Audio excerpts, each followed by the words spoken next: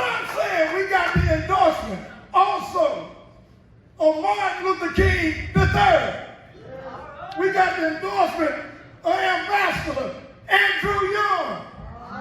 We are talking serious business about having a national march with Reverend Al Sharpton, SCLC, and all the other conglomerates of the civil rights movement up south in Cleveland, Ohio. Will you go with us? Will you march? Will you eliminate racism? Will you do it today? Thank you so much for going on here. One love down.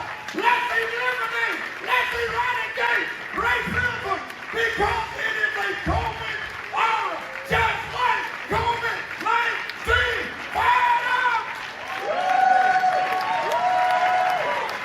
Hello. Thanks again for tuning in to SCLC Today. We're so happy to be here. And actually, we are recording on Resurrection Day. Resurrection Day. Right here in the office of the Southern Christian Leadership Conference.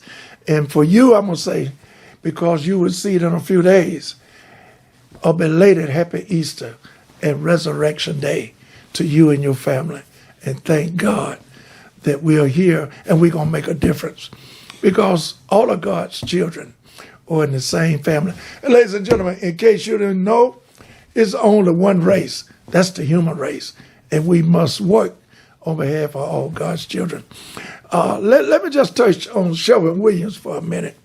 We're still fighting that fight. Can't get a meeting with the president and CEO of John Maricas. President, CEO, chairman of the board. He refused to meet with us. And let me just say this very humbly.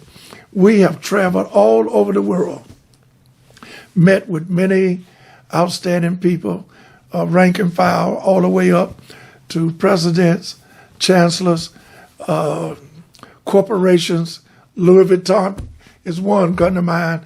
The third richest person in the world, Bernard Arnault, met with us on a promenade yet with Louis Vuitton several years ago.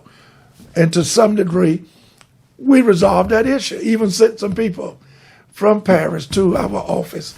And here we are in the United States of America and cannot get the president, CEO, chairman of the board, John Maricas, to sit down to talk to us at the table to bring about a managerial prime, person of color, African American, at the table of the construction business. That's economic parity, ladies and gentlemen, that we are asking for. And you're talking about reparation? We're not talking about bagging a dump truck up to everybody's front yard and giving them a truckload of money. No, that's ridiculous. We're talking about parity in economic development, just being fair. That's reparation. And if you don't understand that, then we have a problem. You have a problem because all of God's children should convey the message of fairness throughout this world. That's why you got the situation that we have with the president of Russia. I won't call his name. How can you shoot down innocent people, the residents themselves, the citizenry of Ukraine, people that I know and met and understand, even with the mayor? How can you, in your right conscience, shoot down the residential communities, hospitals, young babies, unborn and born, 2 and 3 months old, 2 and 3 years old? How can you do that? Because people have been quiet. Silence in the face of evil is evil itself. And I'm not just saying talk about it around your coffee table or your breakfast table with your family. You must tell the truth about evilness when you run across it. So Sherwin-Williams, we have the endorsement of none other than Martin Luther King III. Thank you so much, Martin, for all the work that you do and have done, and your family. We know how you stand for justice and equality. None other than the endorsement of former Ambassador Andrew Young. Thank you so much, Ambassador Young, for what you have done for many of years to make society better, and what you're still doing, who have endorsed us trying to get a prime managerial black contractor with the 9 Caucasian white partners that Sherwin-Williams have at the table. 9 partners that's of the other persuasion, which are male Caucasian construction managerial so-called experts, and we don't have not one African American or person of color from the African American descent that's in the partnership. That means they're going to make all the money, ladies and gentlemen. Capitalism. You're in a capitalistic society and you have no capital. You're enslaved. African Americans have not been at the table of economic development. Now, the other sad part about that, we have 9 black city council persons out of 17 on the city council of Cleveland, Ohio. Not a one is taking a stand with us. Not to mention that you have a black mayor, 34-year-old young dynamic leader in his own right.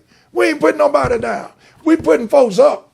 All we're saying is that we must have support from our governmental agencies of elected officials.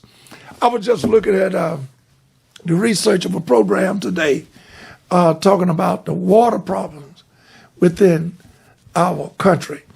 And a young man with EPA, Environmental Protection Agency, by the name of none other than Mr. Michael Regan, African-American young man, who's taking a tour all over this country in regards to the lack of respectability in poor communities and people of color. We all know about Flint, Michigan, but do you know about Jackson, Mississippi, where they actually have raw sewage coming up on the ground? And the schools where it is systemic racism that they would not bring about the infrastructure of doing what's right in Jackson, Mississippi with the water supply. Raw sewage where people, young people in the elementary school, he said he was going to speak and talk to them. But to his lo and behold, they had outdoor toiletry at this elementary school where the kids could not use. They could not use the infrastructure of what's supposed to be indoor toiletry for the students. They had to go outdoor to the potty. They had to go outdoor to eliminate themselves biologically, which we all have to do. And they had to go outdoors because the infrastructure in the schools in Jackson, Mississippi was not functional. And raw sewage coming up on the ground. How can we allow this? How can we have even elected officials who are not traditional in their imagery because they are people of color as well? The mayor, the city council, majority black. How can we be quiet on these type of situations? We all know about Flint. How did that happen? We all know about the Ben Harbor situation there in Michigan. It ain't down south, it's up south. Ben Harbor, Michigan, Jackson, Mississippi. And he said, even in Detroit, Michigan, bad water supply, not just in the country of the rural communities, but also all over the country. And nobody's saying anything. Let me just move on. Just want to put it on your mind because you're not going to get this from a daily network or traditional news that you all are glued to. We're dealing with right now, focus upon laser focus in terms of the problems of our society. People don't trust local government, state government, nor national government. I didn't say that, which I know people losing trust in all facets of government. But this was the EPA representative, Mr. Michael Regan himself, who said this. And you'll see it as we go on. We'll get some shots on his statement in regards to this. But it's so disturbing, people, that I just can't get to the point where America, with its systemic racist mental attitude, will allow this to happen. Not to mention that we have a responsibility as elected officials to stand up and tell the truth. We can't just be concerned about getting re-elected. That's not a concern. You need to represent the people. The other part of being re-elected will take care of itself. But first of all, how can you face the Father, the Son, and the Holy Ghost when that day comes for your transition? For such a time as this, you're in a position to do something and correct the problem. Love is what love does. I love you. See you next week.